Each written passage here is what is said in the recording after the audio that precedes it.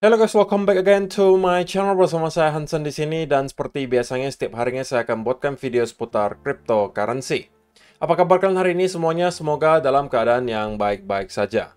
Teman-teman, di video hari ini kita kembali akan membahas secara price action kira-kira apa yang sedang terjadi di Bitcoin, dan juga saya pengen bahas bahwa ada satu event yang bakalan kita lewati malam hari ini yang berpotensi kembali menciptakan semacam volatility.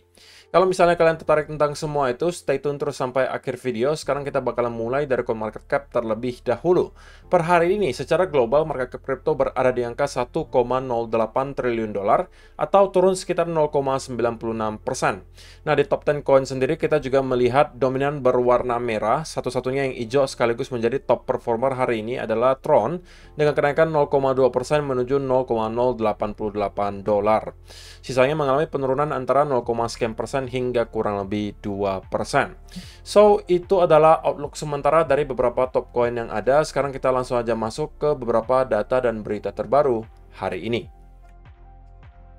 Nah, yang pertama teman-teman, kita nanti malam akan kedatangan satu event yang menurut saya akan sangat penting dan kemungkinan bakalan dipantau oleh sebagian besar investor. Nah, diawali pukul 19.30 waktu Indonesia Barat nanti malam akan ada data continuing jobless claim beserta initial jobless claim dari Amerika Serikat. Tetapi ini kategorinya hanya medium impact. Yang lebih pentingnya lagi ada di nanti malam pukul 23.00 waktu Indonesia Barat. Karena pada jam tersebut kita lagi-lagi akan mendapatkan speech dari Ketua The Fed, si kakek Powell. Oke, untuk sementara keadaan market itu mix ya menurut saya, tapi cenderung kebanyakan sentimennya mengarah ke bearish. Karena berbagai headlines yang dibuat oleh media massa, karena berbagai statement yang dikeluarkan oleh para petinggi institusi-institusi besar seperti JP Morgan dan lain sebagainya. Contoh yang hari ini datang juga seperti ini headline-nya teman-teman. A rate cut will be a bad news for stocks, JP Morgan warns. Lagi-lagi, statement yang kontroversial dari JP Morgan menyampaikan bahwa rate cut itu bukan sesuatu yang baik untuk pasar saham, tapi justru adalah sesuatu yang buruk. Apakah sampai hari ini kalian sudah menyadari pola yang sedang mereka jalankan, teman-teman? Atau kalian masih ragu gitu tentang apa yang sedang mereka lakukan? Saya sudah berikan hari demi hari gitu bukti. Selama 1-2 minggu terakhir, sentimen market itu cenderung bearish. Kenapa? Karena di berbagai media massa, berbagai analis itu menyampaikan sesuatu yang negatif. Ada yang memberikan warning bahwa Bitcoin bakalan drop luar biasa dalam. Itu adalah dari Jim Cramer. Ada yang menyatakan bahwa hati-hati, stock market US bakalan drop 20%. Kemudian ada lagi dari JP Morgan menyampaikan bahwa rate cut itu bukan sebuah hal yang baik untuk pasar saham. Kalian harusnya sudah tahu sekarang apa yang sedang mereka mau kita pikirkan, yaitu adalah soal stocks dan Bitcoin. Mereka pengen membuat narasi seakan-akan hati-hati, ke depan kita kemungkinan bakalan terus mengalami drop atau mendapatkan koreksi yang dalam. Dan tentunya berkaitan juga dengan hal ini, itu nanti malam kita bakalan melihat speech dari kakek Powell yang juga tentunya akan menentukan sentimen di market. Yang sekarang masih menjadi pertanyaan besar juga adalah kan, apakah The Fed masih akan tetap menaikkan suku bunga di tahun ini, ataukah mereka sudah akan stay di angka yang terakhir, alias mereka melakukan pause. Nah, karena ada beberapa data terakhir yang menunjukkan mungkin inflasi memang mengalami penurunan tapi tidak sesuai dengan ekspektasi, alias penurunannya tidak sekencang yang diperkirakan. Kemudian juga soal unemployment rate yang masih memperlihatkan angka yang cukup kuat. Artinya memang ada sebagian data menunjukkan bahwa ada chance gitu, bahwa The Fed masih bisa saja kalau misalnya ternyata mau menaikkan suku bunga, itu mempunyai alasan gitu, dengan mempertimbangkan beberapa data yang kita lihat beberapa hari terakhir. Tapi tidak jarang juga yang sudah merasa bahwa kenaikan suku bunga yang dilakukan oleh The Fed selama berkali-kali, selama kurang lebih 1 sampai 1,5 tahun terakhir, itu sudah cukup, teman-teman. Oke, so kita bakalan lihat nanti malam kira-kira apa yang disampaikan oleh Kakek Powell. Mungkin akan saya rangkum di video besok. Jadi stay tune terus untuk video saya yang daily. Besok kita bakalan bahas mungkin apa beberapa key statement yang disampaikan oleh Kakek Powell dan tentunya apa reaksi dari market. Berikutnya teman-teman, kita bakalan kembali melakukan updates untuk Bitcoin Rich List. Kita pengen lihat apa yang sedang dilakukan oleh para paus Bitcoin di luar sana yang sekali lagi di luar exchange. Kita langsung aja mulai. Transaksi yang lumayan besar terjadi di nomor 11, di mana ada penambahan 2.554 Bitcoin, ditambah nomor 21 di sini. Ada penambahan 1.630 Bitcoin, nomor 20 minus 1.168. Kemudian kita scroll lagi ke bawah, kita akan temukan juga yang plus 84 Bitcoin, minus 319. Kemudian plus 917 Bitcoin, di sini juga ada yang plus 12.846 Bitcoin. Scroll lagi ke bawah ada yang plus 844 Bitcoin dan sisanya dalam keadaan hold. Nah, saya bisa katakan bahwa dari beberapa minggu terakhir, ini adalah mungkin minggu yang paling quiet. Kalau kita lihat dari Bitcoin Rich List Top 100. Artinya di top 100, untuk minggu ini sepertinya tidak ada transaksi yang terlalu signifikan yang terjadi, selain mungkin yang nomor 62 di sini, ada penambahan 12.846. Beberapa minggu sebelumnya kita melihat ada transaksi yang lumayan banyak gitu ya, dan minggu ini kita melihat transaksinya lumayan quiet. Nah, sisanya kalau misalnya kita lihat di halaman kedua dan sampai ke halaman kelima, nomor 112 di sini penambahan 9.775 Bitcoin, kemudian sisanya dalam keadaan hold, jadi cuma ada satu yang melakukan transaksi. Halaman ketiga, penambahan 7.700 Bitcoin, 7.600, 7.400 di sini, 6.700, 6.600, 6.600, 6.300, di sini 5.700, dan sisanya dalam keadaan hold. Sedangkan untuk halaman keempat, penambahan 5.500, 4.700, penambahan 4.500, dan sisanya dalam keadaan hold. Sedangkan yang terakhir untuk halaman kelima, kita melihat ada penambahan 4.000 Bitcoin, 4.000 Bitcoin, kemudian 3.700, 3.500, ada juga yang 3.280, 3.274, dan 3.268 Bitcoin.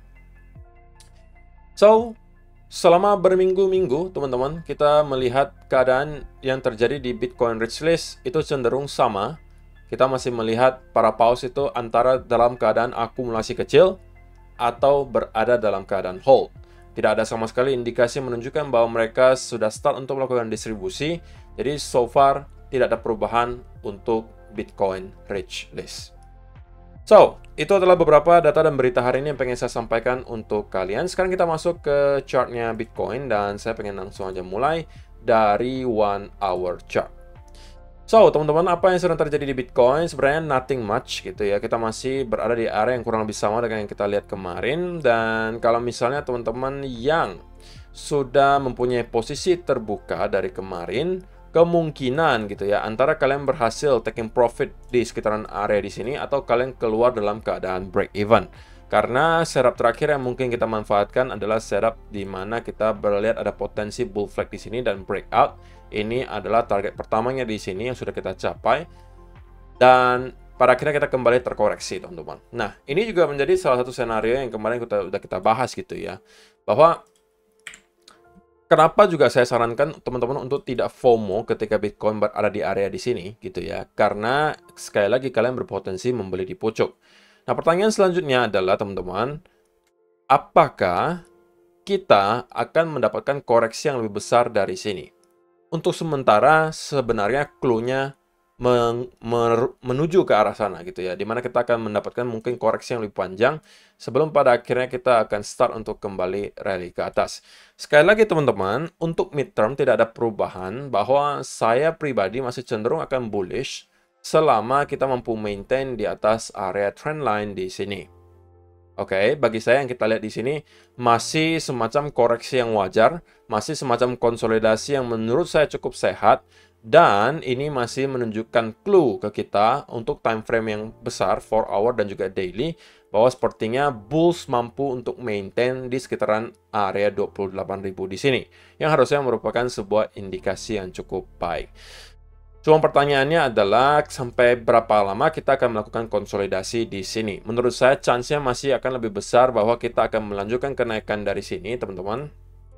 Dan kita bisa aja kembali mendevelop pattern baru. Untuk sementara tentunya kita berpotensi mendapatkan pattern semacam penan di sini.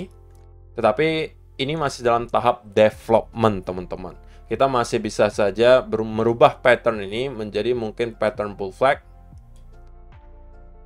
atau pattern yang lainnya yang merupakan pattern continuation. Tapi pattern apapun itu pada intinya bagi saya masih cenderung berada di kubu yang bullish dan merasa Bitcoin dari sini akan start untuk kembali melanjutkan kenaikannya minimal menuju ke sekitaran area 29.800 sampai 30.000 dolar. Ini menjadi target berikutnya untuk Bitcoin. Nah, lalu pertanyaan berikutnya, bagaimana kita bisa memanfaatkan hal tersebut gitu ya? Kalau misalnya probability-nya naik, ya berarti kan kita cenderung mungkin harus mencari setup untuk melakukan long. Nah, tapi longnya dari sebelah mana? Nah, itu yang menjadi pertanyaannya gitu kan. Nah, antara kita akan mendapatkan semacam pattern yang baru, teman-teman. Kalau misalnya kita mendapatkan ada sebuah pattern baru di sini, apapun itu, untuk sementara menurut saya itu masih abu-abu. Kalau misalnya kita melihat development selama 1-2 hari ke depan lagi, harusnya kita akan melihat secara lebih jelas pattern apa sebenarnya ini. Dan kalau misalnya teman-teman yang konservatif, kalian mungkin bisa menunggu dia untuk kembali retest ke arah trendline di sini. Ini yang paling konservatif tentunya. Kenapa? Karena dari sini tentunya risk to reward ratio-nya akan jauh lebih besar. Jauh lebih aman juga untuk masuk di sini. Tetapi resikonya juga ada, yaitu adalah kalian bisa aja ketinggalan railing-nya gitu. Jadi ini semuanya hanya tergantung profil resiko kalian gitu loh. Kalau misalnya profil resiko kalian cenderung konservatif, saya sarankan untuk tetap menunggu retest di trendline di sini sebelum pada akhirnya mencari setup untuk kembali masuk. Nah, tetapi kalau misalnya yang cenderung lebih agresif, maka kalian mungkin harus menunggu sebenarnya pattern apa yang sedang dicoba develop oleh Bitcoin di sini. Dan kalau misalnya 1-2 hari ke depan kita terus bounce dari area trendline di sini, ini berarti adalah pertanda atau clue dari Bitcoin bahwa yang kita lihat di sini adalah semacam penan, dan ini mungkin bisa dimanfaatkan kembali ketika sudah breakout.